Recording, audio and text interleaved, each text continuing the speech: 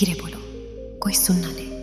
यह बात हम सबके कानों में पड़ी होगी और हमारे मुंह से भी निकली होगी, लेकिन सोचने की बात यह है कि ये वाक्य कब कब हमारे मुंह से निकलता है और कब कब हमारे कानों में पड़ता है, क्योंकि ऐसी कम ही गुप्त राज होते हैं जो हम दूसरों के कानों में पड़ने नहीं देना चाहते। अक्सर परिवार में अशांति का कारण हम स्वयं ही होते हैं। हम इस बात को देख पाएं, भले ना देख पाएं, पर यह असल सत्य है, क्योंकि जाने अनजाने मूर्खतावश हम खुद ही अपनी वो बातें दूसरों को बता देते हैं जो हमें कभी नहीं बतानी चाहिए। और वही बातें जो जाने अनजाने हमने किसी दूसरे के सामने बता दी थीं, वही हमारे दुख का कारण बन जाता है, वही हमारे झगड़े का कारण बन जाता है। और फिर बाद में हमें पछतावा होता है कि मुझे ये बात किसी को बतानी नहीं चाहिए थी, मेरी ही गलती हुई कि मैंने जाने अनजाने ये बात सभी को बता दी। इसीलिए आज की जो बौद्ध कहानी मैं आपको सुनाने वाली हूँ, उसे सुनने के बाद आपको 7 ऐसी बातें पता चलेंगी जो आपको कभी किसी को नहीं बतानी। ये जो 7 बातें हैं जो आपको किसी को नहीं बतानी, क्यों नहीं बतानी, इसके पीछे का तर्क भी मैं आपको दूंगा। और इन 7 बातों के अलावा अगर आपको लगता है कि कोई बात ऐसी है जो मुझसे छूट गई या मैं नहीं बता पाई, तो कमेंट में ज़रूर बताना, इससे पहले कि आप इस बौद्ध कहानी में खो जाएं। यदि आप महात्मा बुद्ध के विश्वासी हैं तो इन दिव्य उपदेशों को ध्यान से सुनें। इस वीडियो को पूरा अंत तक देखें, वरना बाद में बहुत पछताना पड़ेगा। अपने कीमती समय को फालतू के शॉर्ट्स वीडियो के जगह यहाँ लगाए, कुछ नया सीखने को मिलेगा। एक समय की बात है, एक नगर में रिंकू नाम कई युवक रहता था। वो युवक बहुत गरीब था, कुछ पैसा नहीं था उसके पास। 2 वक्त की दाल रोटी भी बड़ी मुश्किल से उसको नसीब होती थी। किसी काम की तलाश में दिन रात खोज करने पर भी उसे कोई काम नहीं मिल रहा था। फिर एक दिन उसने अपनी पत्नी के सामने अपनी सारी समस्या बता दी। उसने अपनी पत्नी को कहा कि मैं जिस जगह भी काम मांगने के लिए जाता हूँ तो हर कोई मुझे ये कहकर काम नहीं देता कि हमारे यहाँ काम की ज़रूरत नहीं है। मैं काम की तलाश कर करके थक चुका हूँ। मुझे समझ नहीं आता कि मैं तुम लोगों का पेट कैसे भरूंगा, अपने बच्चों को कैसे पालूंगा, और ये चिंता मुझे दिन रात खाए जा रही है। यह सुनकर उसकी पत्नी ने कुछ सोचकर कहा कि तुम एक आदमी के पास एक बार ही काम मांगने के लिए जाते हो, और जब वह काम नहीं देता तो तुम दोबारा उसके पास जाते तक नहीं। अगर तुम्हें उनसे काम लेना है तो तुम्हें हमदर्दी जतानी होगी, तुम्हें उनसे हमदर्दी हासिल करनी होगी, अपनी गरीबी दिखानी होगी, ताकि वो लोग तुम्हारी मजबूरी समझकर तुम्हें काम पर रख ले। इसीलिए शर्म मत करो, उन्हें अपनी मजबूरी बताओ, अपनी गरीबी बताओ, और इसी उपाय से तुम काम पा सकते हो। यह बात रिंकू के मस्तिष्क में बैठ गई और अगले दिन काम मांगने के लिए वो उसी सेठ के पास जा पहुंचा जहां पर वो पिछले दिन काम मांगने के लिए गया था। लेकिन इस बार उसने हाथ जोड़कर उस सेठ से प्रार्थना की, उससे विनती की कि वो बहुत गरीब है और उसे काम की बहुत आवश्यकता है। वो जो कुछ भी उसे देंगे उसमें संतुष्ट हो जाएगा, पर कृपा करके मुझे अपने यहाँ काम पर रख ले। उसकी ये हालत देखकर उस सेठ ने उसे अपने यहाँ काम पर रख लिया। वो रोज़ वहाँ पर काम पर जाने लगा। अंदर ही अंदर वो खुश तो था कि उसे काम तो मिला, लेकिन उसका वेतन दूसरे लोगों से कम मिलता था। वही काम जो दूसरे लोग कर रहे थे उन्हें ज़्यादा वेतन मिल रहा था और इसे कम वेतन मिल रहा था। जब इस बारे में उसने अपने सेठ से कहा तो सेठ ने कहा कि देखो भाई, तुम्हें काम की ज़रूरत थी, मैंने तुम्हें काम दिया, मेरा धन्यवाद करने की बजाय तुम मुझसे शिकायत कर रहे हो, यह कैसी भलमनसाहत है। यह सुनकर रिंकू वहीं पर चुप हो गया। बात कहीं ना कहीं सत्य थी, सच थी। सेठ ने तो उसे उसकी मजबूरी के हिसाब से ही काम दिया था और इसीलिए वह उसे अपने अनुसार ही वेतन देता था। लेकिन धीरे धीरे उसने ये बात अपने सगे संबंधियों और अपने दोस्तों को भी बताना शुरू कर दी कि उसका सेठ कैसा आदमी है और उसे कितना वेतन देता है। समय बीतता रहा और रिंकू पूरी लगन के साथ अपना काम करता रहा, लेकिन अब परिस्थितियां बदलने लगी थीं। सेठ अब रिंकू से दूसरे लोगों से ज्यादा काम लेता था और उनसे कम वेतन उसे देता था। यह बात रिंकू के मन को बहुत खलती थी। वो दूसरों से ज्यादा मेहनत कर रहा है और उनसे कम वेतन पा रहा है। इससे उसके आत्मसम्मान को बहुत गहरी चोट पहुंची। अब धीरे धीरे उसका मन अपने काम से हटने लगा। उसका मन काम में लगता ही नहीं था।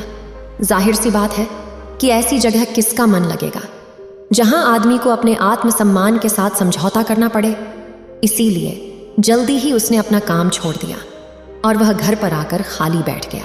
अब उसके पास घर का खर्चा चलाने के लिए भी पैसे नहीं बचे थे। इसीलिए उसने अपने सगे संबंधियों और अपने दोस्तों से सहायता मांगनी शुरू की। लेकिन उसके दोस्त उसके सामने तो उसे दया का पात्र समझते थे, उसे दिलासा देते थे, लेकिन पीछे से उसका मजाक उड़ाते थे। वह कहते कि कितना बेवकूफ़ है, सेठ ने इतना काम लिया और बेचारे को पैसे भी नहीं दिए। अरे हम इसको पैसे दे दें तो ये कल हमारा भी पैसा वापस कर पाएगा, इसकी ऐसी हालत है, काम तो उसके पास कुछ है नहीं, पैसा कहाँ से लाके देगा। और इसी वजह से रिंकू की हालत दिन ब दिन खराब होती जा रही थी। अब वो दिन रात तनाव में रहने लगा था। वही दोस्त, वही सगे संबंधी जो उसकी अपनी होने का दिखावा करते थे, वो उसे दया का पात्र समझ रहे थे। उन्हें उसके ऊपर तरस आ रहा था। सब लोग आकर उसे ज्ञान तो बहुत देते थे, लेकिन कोई सहायता नहीं करता था। और अक्सर ऐसा ही होता है, ज्ञान देने वाले तो बहुत मिल जाते हैं, लेकिन मदद करने वाले, उंगली पकड़कर, हाथ पकड़कर आगे चलाने वाले कितने लोग मिलते हैं। एक दिन उसे पता चला कि पड़ोस के गांव में एक बौद्ध भिक्षु आया हुआ है जो बहुत ही ज्ञानी है। रिंकू इतना तनाव में था कि उसे कोई रास्ता नजर ही नहीं आ रहा था। इसीलिए जाने अनजाने वो उस बौद्ध भिक्षु के पास पहुंच जाता है। वहां पहुंचकर वो सीधे उनके पैरों में गिरकर होने लग जाता है। वो रोते रोते उन्हें अपनी सारी परिस्थिति बताता है। उसे बताता है कि किस तरह उसके सेठ ने उसका फायदा उठाया और उसके सगे संबंधी उसके साथ कैसा व्यवहार रखते हैं। सारी बातें सुनकर बौद्ध भिक्षु ने उसे चुप कराते हुए कहा कि भंते, ये सारी समस्याएं तुम्हारी बुद्धिहीनता, तुम्हारी मूर्खता के कारण उत्पन्न हुई है। अगर तुम्हारे अंदर विवेक होता तो इनमें से एक भी समस्या तुम्हारे चित्त को दुखी नहीं कर सकती थी, लेकिन तुमने अपने अविवेक के कारण, अपनी मूर्खता के कारण खुद ही अपने रास्ते में कांटे बिछा दिए। आज मैं तुम्हें 7 बातें बता रहा हूं जो भूल कर भी किसी को मत बताना, और इन बातों का अनुसरण करते हुए तुम बाहर से मिलने वाले दुखों को तो दूर कर ही सकते हो जो बेवजह दुनिया की वजह से तुम्हारे अंदर पनपते हैं। पहली बात जो किसी को नहीं बतानी चाहिए वो है अपनी मजबूरी। अपनी मजबूरी का दिखावा करके दूसरों का दया पात्र बनके उनकी सहायता लेने की गलती कभी मत करना। हो सकता है कि आज वो तुम्हारी मजबूरी देखकर तुम्हारी सहायता कर दे, लेकिन कल वो तुम्हारा फायदा उठाने से भी नहीं चूकेगा। और अगर फायदा भी नहीं उठाया तो दूसरों के सामने तुम्हारा मजाक बनाने में वो आदमी कभी नहीं चूकेगा। इसीलिए कभी भी अपनी मजबूरी का दिखावा मत करो। अगर घर में 2 रोटी है, सूखी रोटी है, तो वही खाकर सो जाओ, लेकिन दूसरों को इसके बारे में भनक तक नहीं लगनी चाहिए। जरा आप खुद सोचो, मजबूरी बताने का क्या प्रयोजन होता है एक इंसान का? या तो दूसरों से सहानुभूति हासिल करना चाहता है या उनसे कोई आर्थिक मदद चाहता है।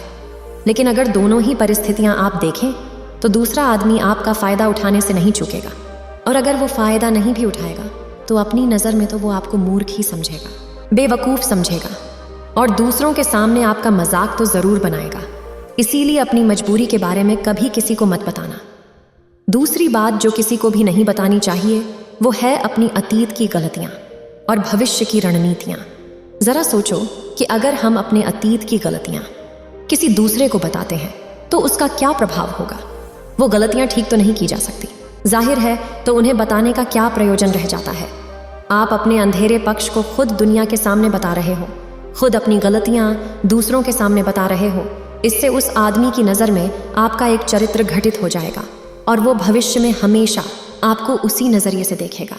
इसीलिए किसी भी आदमी की नज़र में अपना चरित्र घटित मत होने दो, और ज़रा सोचो कि आप व्यर्थ में ही अपनी भविष्य की रणनीतियाँ दूसरों के सामने बता रहे हो। जो लोग आपके काम का हिस्सा ही नहीं हैं, उनके सामने अपनी भविष्य की रणनीतियाँ, अपनी डींगे हाँकने का क्या फ़ायदा? उन लोग आपकी सहायता तो नहीं करेंगे, लेकिन आपकी भविष्य की रणनीतियों में बाधा ज़रूर बन सकते हैं। आप खुद अपने विवेक का इस्तेमाल करिए और सोचिए कि आपके साथ भी ऐसा हुआ है कि आपने अपनी भविष्य की रणनीति किसी को बताई हो और वो कामयाब ही ना हुई हो। ज़रूर हुआ होगा, ज़रा गौर से सोचिए। तीसरी बात जो किसी को नहीं बतानी चाहिए वो है अपनी घर की बातें। जो भी हमारे घर के अंदर आपस में बातचीत होती है, हमारे माँ बाप के साथ, हमारी पत्नी के साथ, हमारे बच्चों के साथ, वो बातें परिवार तक ही सीमित रहनी चाहिए। अगर आप इन बातों का दूसरों के सामने ढिंढोरा पीटते हो तो दूसरों को आपके घर में घुसने का एक मौका मिल जाता है और वो इसका फायदा उठाने से कभी नहीं चूकेंगे। वो आपके परिवार के सदस्यों को आपसे दूर लेकर जाने की कोशिश करेंगे।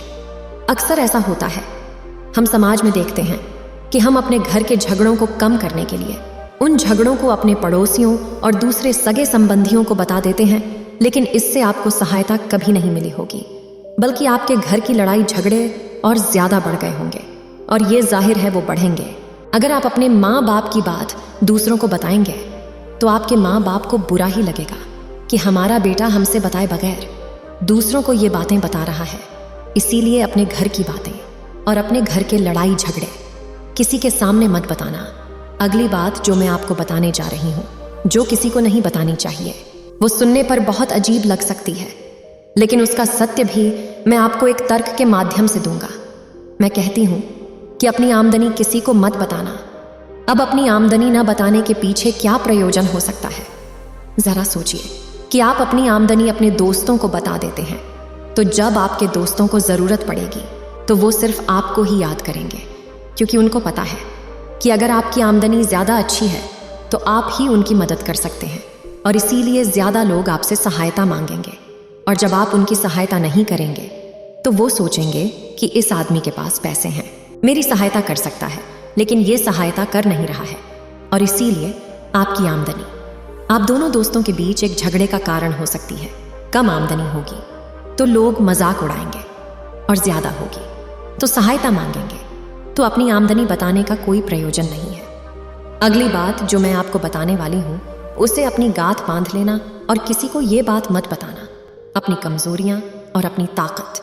अक्सर इंसान को पता नहीं होता है कि उसकी कमजोरी या उसकी ताकत क्या है, लेकिन अगर आपको अपनी कमजोरी और अपनी ताकत पता है तो पहली बात तो आप बहुत ही बुद्धिमान आदमी हैं, और दूसरी बात कि आपको ये बातें किसी से साझा नहीं करनी है, क्योंकि अगर आपकी कमजोरियां दूसरों को पता चल गई तो आपकी कमजोरियों का फायदा उठाएंगे, और अगर आपकी ताकत पता चल गई तो वही ताकत आपकी कमजोरी बन जाएगी, क्योंकि वो ताकत दूसरे आदमी को पता है, और वो ताकत की काट भी ढूंढ ही लेगा।